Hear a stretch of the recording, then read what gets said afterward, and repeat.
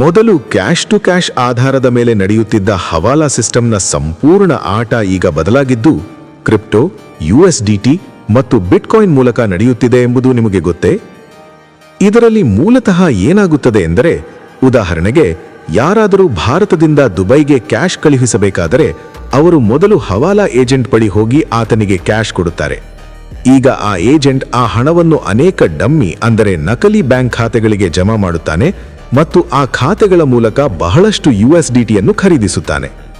ನಂತರ ಭಾರತದಲ್ಲಿರುವ ಆ ಏಜೆಂಟ್ ಆ USDTಯನ್ನು ದುಬೈನಲ್ಲಿರುವ ಏಜೆಂಟ್ಗೆ ಟ್ರಾನ್ಸ್ಫರ್ ಮಾಡುತ್ತಾನೆ.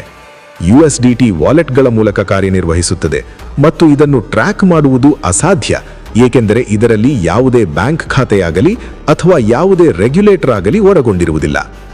ದುಬೈನಲ್ಲಿರುವ ಏಜೆಂಟ್ಗೆ USDT ತಲುಪಿದ ತಕ್ಷಣ ಆತ ಅದಕ್ಕೆ ಪ್ರತಿಯಾಗಿ ಅಲ್ಲಿರುವ ಕ್ಲೈಂಟ್ಗೆ ಕ್ಯಾಶ್ ನಗದು ಕೊಡುತ್ತಾನೆ.